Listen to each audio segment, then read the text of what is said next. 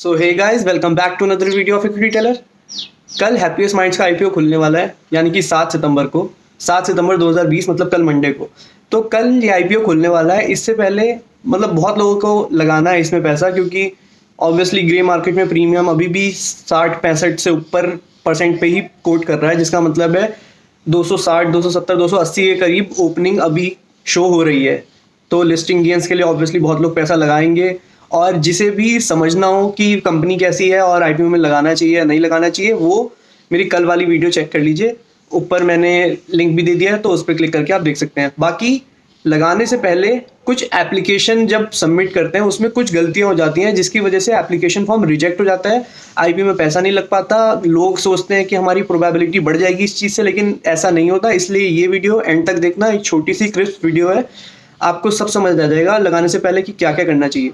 तो चैनल को अब तक सब्सक्राइब ना किया हो तो अब तक पहले सब्सक्राइब कर देना। तो वीडियो शुरू करते हैं।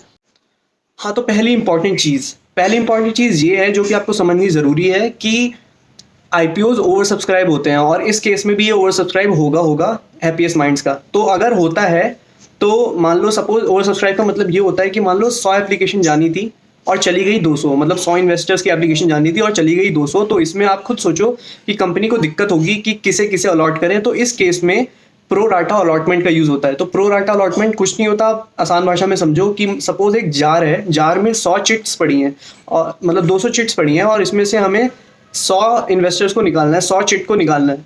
तो कंप्यूटर रैंडमली 100 चिट्स निकालेगा और उन्हें शेयर अलॉट कर देगा। तो कुछ नहीं होता है, लॉटरी सिस्टम होता है। तो ओवर सब्सक्रिप्शन के केस में लॉटरी सिस्टम यूज होता है। तो लॉटरी सिस्टम में ये होता है कि जब वो इन्वेस्टर को निकालेगा, तो सपोज आपकी चिट निकल गई, उसमें से आपका नाम आ गया अलॉट करने के लिए, और आपने 10 बिड लगा रखी हैं।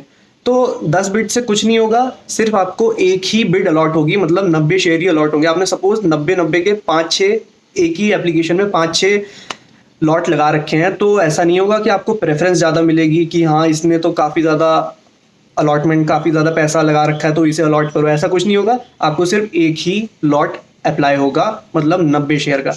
तो इसलिए एक ही लॉट लगाना। और अगर आपको ज़्यादा लॉट लगाने हो, कि आपको ऐसा है कि प्रोबेबिलिटी अपनी बढ़ानी हो, तो दूसरा पॉइंट अब सामने आता है कि मान लो आपके कई सारे डीमैट अकाउंट हैं, आपका, आपके भाई का, आपके मम्मी का, आपके पापा का। तो उसमें 90 शेयर 90 शेयर 90 शेयर 90 शेयर ऐसे ऐसे अलग अलग डीमैट में लगाना। और अगर सपोज आपका ही 2 डीमैट अकाउंट है, सपोज आपका पेटीएम में डीमैट अकाउंट है और आपका ज़रोधा में डीमैट अकाउंट है, तो ये गलती बिल्कुल मत करना कि उसमें भी लगा दो और इसमें भी लगा दो, क्योंकि सेम पैन कार्ड होगा तो उसमें आपकी मतलब कंपनी जब ये चीज़ वो करेगी, एनालाइज और वेरीफाई करेगी, तो उसमें सेम पैन कार्ड से 2 एप्लीकेशन लगी होंगी, तो वो चीज़ दोनों ही रिजेक्ट हो जाएंगी। तो उसका कोई फ़ायदा नहीं है। तो एक पैन कार्ड से, मतलब आपका जैसे ज़रोधा में है तो सिर्फ ज़रोधा में लगाना, मतलब आपके 3-4 जगह आप ही के हैं, मतलब कोटक में, ज़रोधा में, पेटीएम में आप ही के नाम से है, मतलब तो सिर्फ एक ही उसमें लगाना। बाकी अगर आपको कई सारे लगाने हो और ये प्रोबेबिलिटी बढ़ानी हो कि मुझे मिल जाए, तो अपने अलग अलग पैन कार्ड से लगाना, मतलब अपने भाई के डीमैट अकाउंट से भी लगाना, अपने पापा के डीमैट अकाउंट से लगाना, अपनी मम्मी के, और ऐसे ऐसे अलग लगाना। सेम पैन कार्ड से सिर्फ एक ही बार लगाना, 2 बार बिल्कुल मत लगाना। ये वाली गलती बिल्कुल मत करना। तीसरी इंपॉर्टेंट चीज़, अब जब आप लॉट लगाओगे, आप जब अपनी बिडिंग करोगे, तो उसमें कट ऑफ प्राइस का ऑप्शन आएगा, और कट ऑफ प्राइस के बराबर में एक बॉक्स होगा, उसमें आपको अपना प्राइस लिखना होगा। तो उसमें ये गलती मत करना कि आप अपना फिल करो, कट ऑफ प्राइस पे ही क्लिक करना, तभी आगे प्रोसीड करना। अपना कोई अमाउंट लिखने की जरूरत नहीं है, सिर्फ कट ऑफ पे करना। कट ऑफ का मतलब ये होता है कि किसी भी प्राइस पे आए हमें अलॉट हो जाए। तो 165 या 166 रुपीज़ पे आएगा, तो उससे तो क्या ही डिफरेंस है। और जब आप कट ऑफ पे लगाते हो तो उसमें भी आपकी प्रोबेबिलिटी हाई हो जाती है कि आपको मिल जाएगा। बाकी अगर लगाने की बात करूँ, वैसे तो 10 बजे से लेके शाम के 5 बजे तक विंडो खुलती है, लेकिन आप ये ट्राई करना कि दोपहर के 2 बजे से पहले ही अपनी एप्लीकेशन डाल दो, क्योंकि फिर उसके बाद एक्सचेंज तक पहुंचता है नहीं पहुंचता है, इसमें बहुत प्रॉब्लम आती है। इसलिए आप 2 बजे से पहले, मतलब दोपहर के 2 बजे से पहले ही बिडिंग कर देना अपनी, अगर आपको लॉट लगाना हो, आईपीओ में बिडिंग करनी हो तो। चौथी चीज़, आपके अकाउंट में, आपके बैंक अकाउंट में एप्रोप्रिएट अमाउंट ऑफ मनी होनी चाहिए, कि मतलब मान लो 14, वो तो आपको पता चल जाएगा, 14,920-30 रुपये की जितनी का भी एक लॉट है, उतना अमाउंट आपके बैंक अकाउंट में होना चाहिए। नहीं तो आपकी एप्लीकेशन रिजेक्ट हो जाएगी और आप पैसा नहीं लगा पाओगे, और कोई भी लेवरेज पे एप्लीकेशन नहीं लग सकती। तो ये चीज़ भी मुझे समझानी थी कि आपके बैंक अकाउंट में उतनी अमाउंट होनी चाहिए।